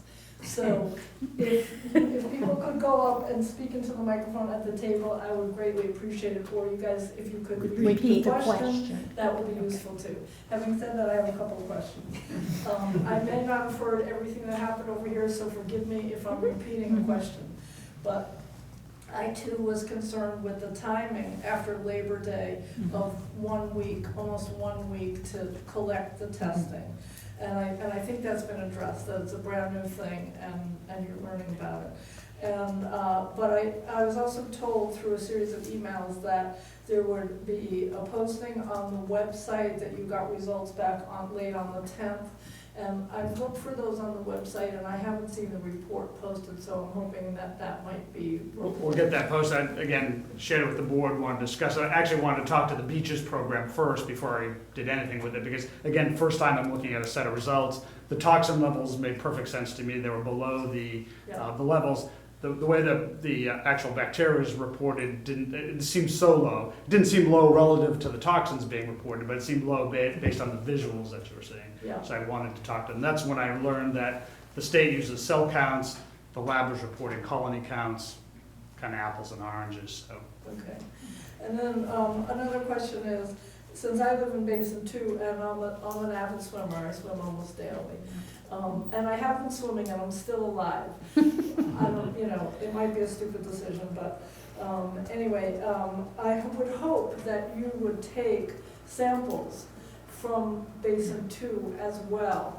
And I know that's been discussed here and it's on your list, but I just want to reiterate that and drive that home, that personally I feel it's important and I would like to see that done.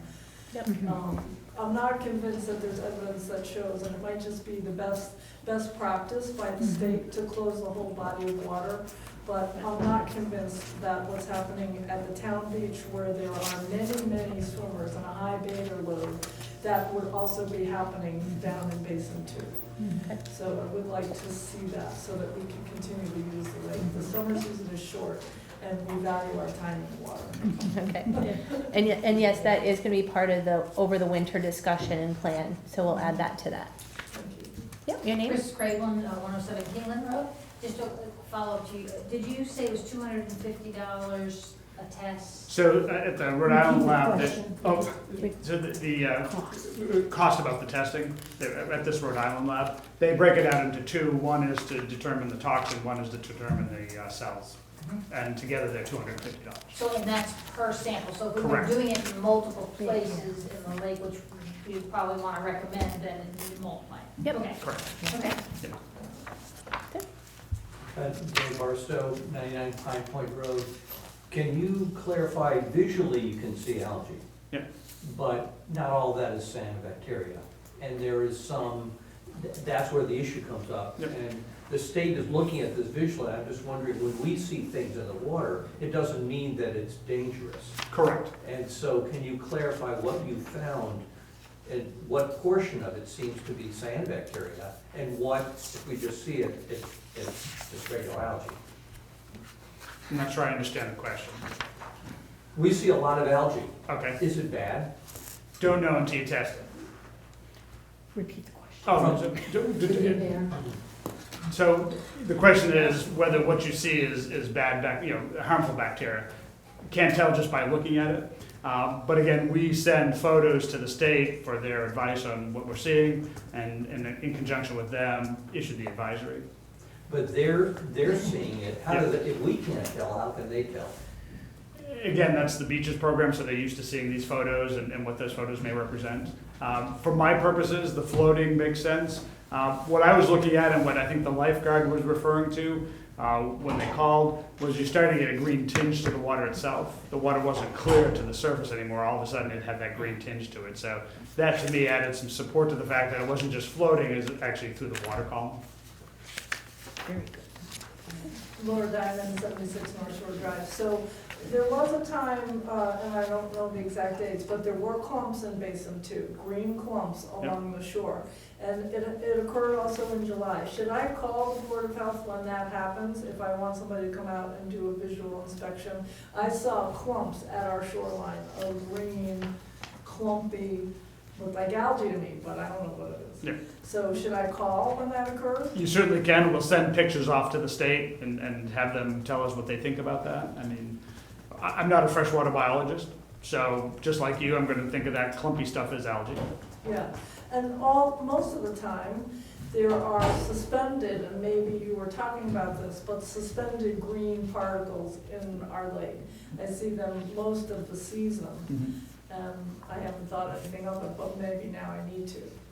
And again, that was last year we had one of the lifeguards called, and there was something, they almost thought it was like an oily or tarry type substance. So I went out and took a look at it, and I could see where they would have concern, but after doing a little bit of research on the internet, because you get that onshore wind at the beach, it seems to collect every, leaf piece or a seed pod or seed. And so what you do is you get this kind of swirl of that stuff.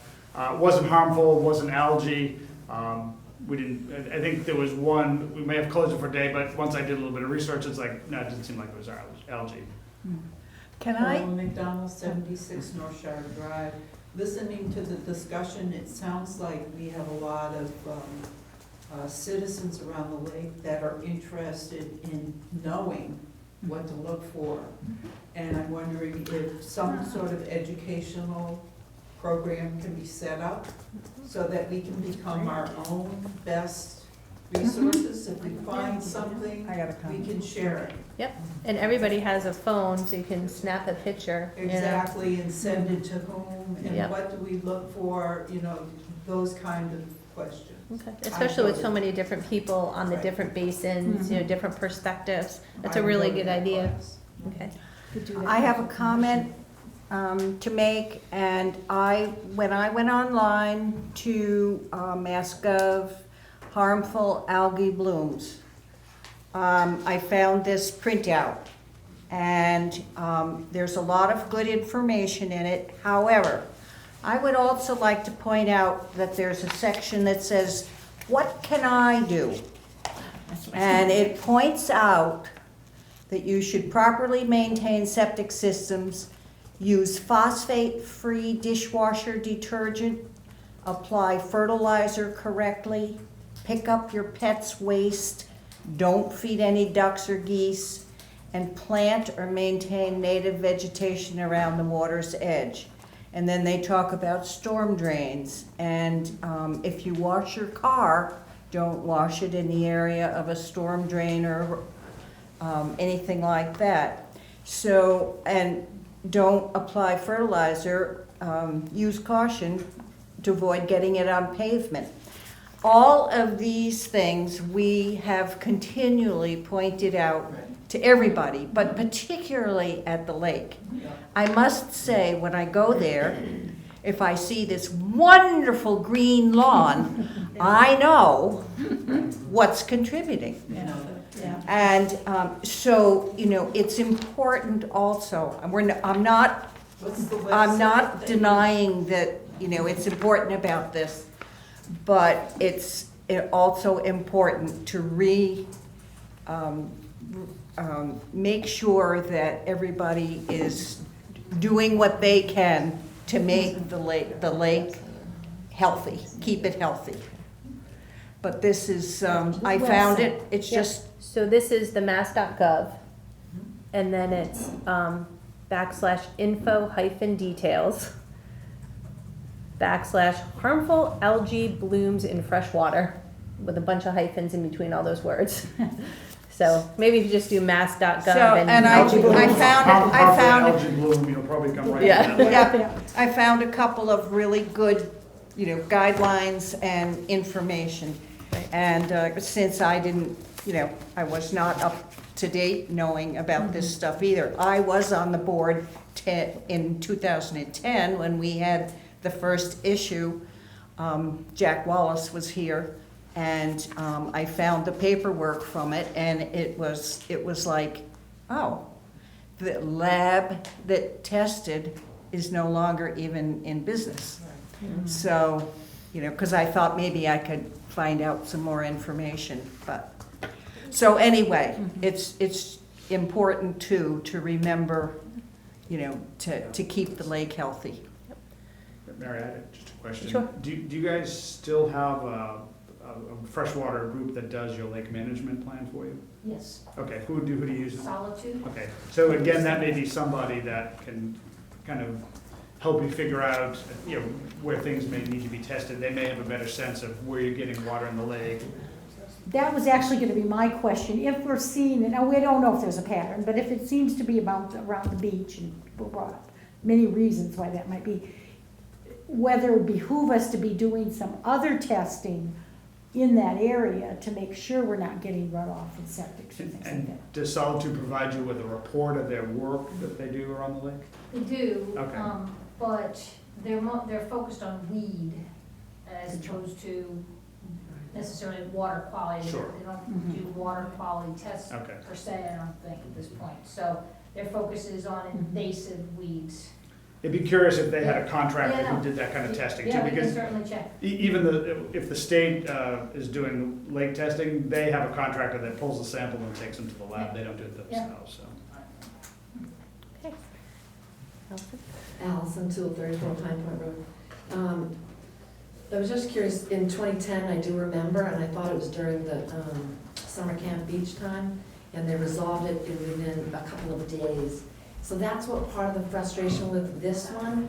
We kind of felt, I'm speaking for Mayfield, that the summer camp has ended, the 23rd is like the last day of the camp in August 23rd.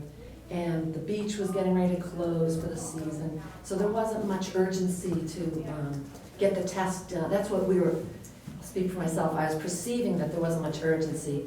And it was frustrating because people that live on the lake, we still swim and are using it a lot right up until it gets cold.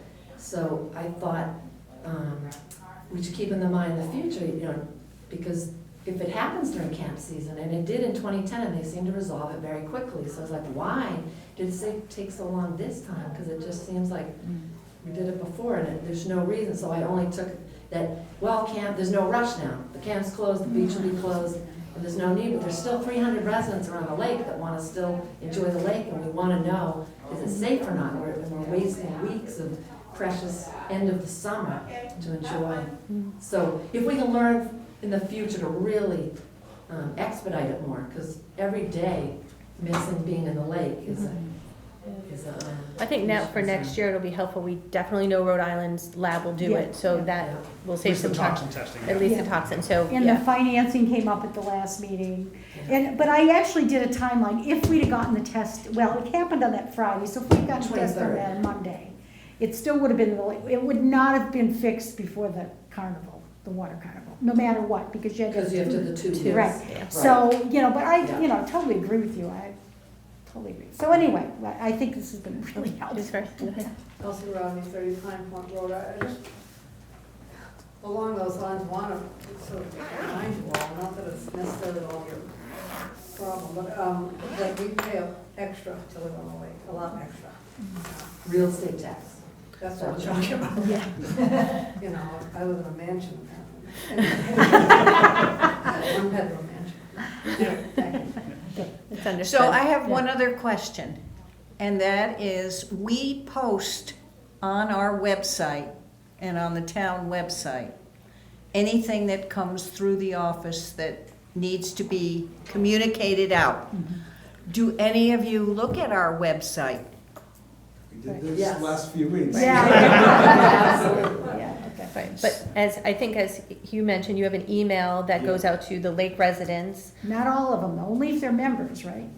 Only if they're own members. No, Well, it goes to everyone. If they sign up, they're on it, whether or not they pay for it. Okay. And I think over the winter, we can, with that communication plan, really flush out the best way to get to everybody, because I don't live on the lake, but I use it, you know, so I wouldn't have necessarily gotten that email, so, yeah.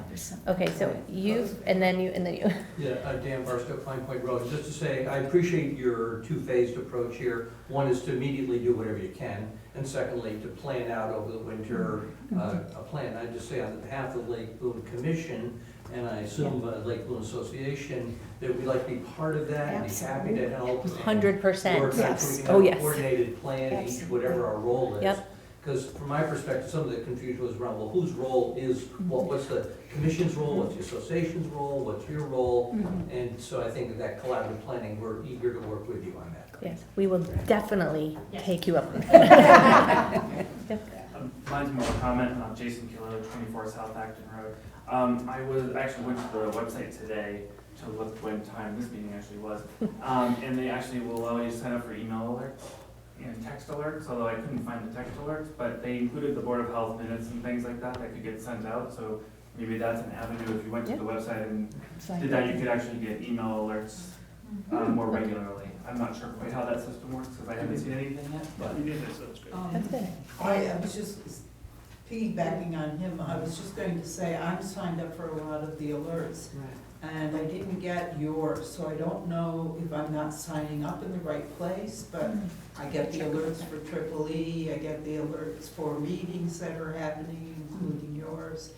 But That's funny you didn't get that. there's a lot of boxes to check. It was a little confusing. Although I was doing it on my phone, so it was Even more confusing. I get those Stow Town police reports, so I'm getting a lot of them. So, just asking, who would manage that, the IT department? So no, here? we actually do that from our own offices, and what we've been trying to do, every time we send something out, we work with the town clerk's office, so they're all going out together. Yeah. So I think because our office is a little more small scale as far as information going out compared to the main town website, we try to clone them now and do everything together.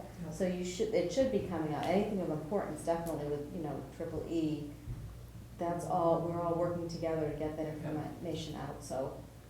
I can check on that with the town clerk's office, they do most of the news and announcements.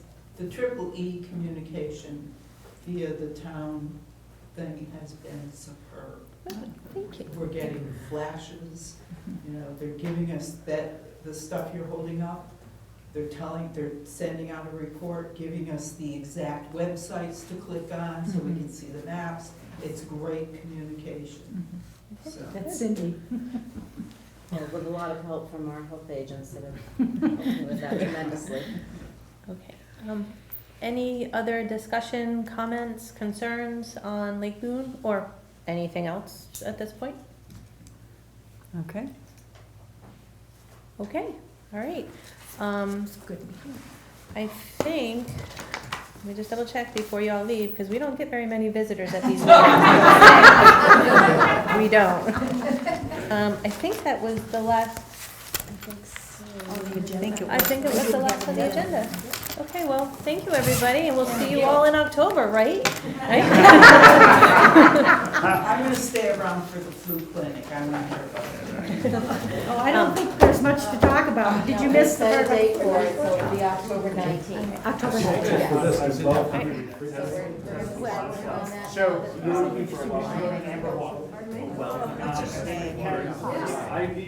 Maybe somebody told them.